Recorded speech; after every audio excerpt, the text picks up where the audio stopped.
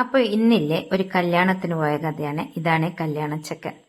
അപ്പോൾ ഇതാ ഞങ്ങളങ്ങനെ കല്യാണ വീട്ടിലെത്തി ഈ കല്യാണ പന്തലിൽ പോകുന്നതിന് മുമ്പേ ചെക്കന് അനുഗ്രഹങ്ങളും ആശീർവാദങ്ങളൊക്കെ കൊടുക്കുമല്ലോ. അപ്പോൾ അതിന് വേണ്ടിയിട്ട് ഇതാ ഇരുന്നിട്ടുണ്ട്. അരിഞ്ഞൊരുക്കൽ ചടങ്ങ് എന്ന് പറയാം. അപ്പോൾ അങ്ങനെ അതിങ്ങനെ നടന്നുകൊണ്ടിരിക്കുന്നുണ്ട്.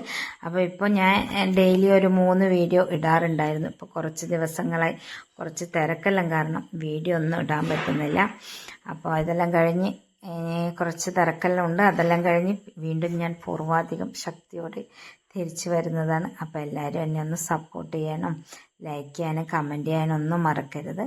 അപ്പോൾ അങ്ങനെ ഇതാ നമ്മുടെ അരിഞ്ഞൊരുക്കൽ ചടങ്ങ് ഇങ്ങനെ തുടർന്നു കൊണ്ടിരിക്കുന്നുണ്ട്. അപ്പോൾ ഇന്ന് നല്ല കാലാവസ്ഥയായിരുന്നു കേട്ടോ. മഴയൊന്നും ഉണ്ടായിട്ടില്ല.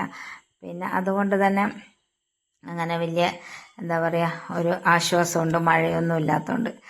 അപ്പോൾ പിന്നെ ഇതാ ഇവരെ ചടങ്ങെല്ലാം കഴിഞ്ഞ് കല്യാണം തലശ്ശേരി ശ്രീരാമസ്വാമി ക്ഷേത്രത്തിൽ നിന്നാണ്.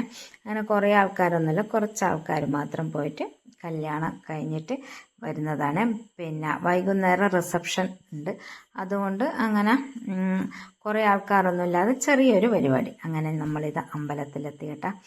അമ്പലത്തിലെത്തി വെയിലുണ്ട് നല്ല. അങ്ങനെ നമ്മളിതാ നേരെ കല്യാണ മണ്ഡപത്തിലേക്ക് ചെക്കനും പെണ്ണും കയറുന്നതായിട്ട് ഇന്നുണ്ട്. പിന്നെ അങ്ങനെ താലികെട്ടലും അതും ഒക്കെ കഴിഞ്ഞ് അപ്പം നമ്മൾ കുറേ കുടുംബങ്ങളെല്ലാം ഒന്നിച്ച് കാണുന്ന ഒരു അവസരമാണല്ലോ ഒരു കല്യാണം. അങ്ങനെയുള്ള ചടങ്ങുകളെല്ലാം ഒരു സന്തോഷമുള്ള സമയമാണല്ലോ. അപ്പോൾ എല്ലാവരും പല സ്ഥലത്തുനിന്നും ആൾക്കാരെല്ലാം വന്ന് നമ്മളെല്ലാവരും കൂടി കുറേ കാലത്തിന് ശേഷം കണ്ടവരുണ്ടാകാം, അങ്ങനെയെല്ലാം ഉണ്ടാവുമല്ലോ. ഡെയിലി കാണുന്ന ആൾക്കാരുണ്ടാവും.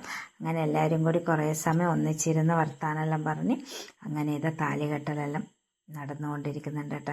അത് കഴിഞ്ഞ് നമ്മൾ നേരെ സദ്യ കഴിക്കാൻ പോയി കേട്ടോ. അടിപൊളി സദ്യയായിരുന്നു. നമ്മൾ ഓണസദ്യ എന്നെല്ലാം പറയില്ലേ, അതുപോലെ.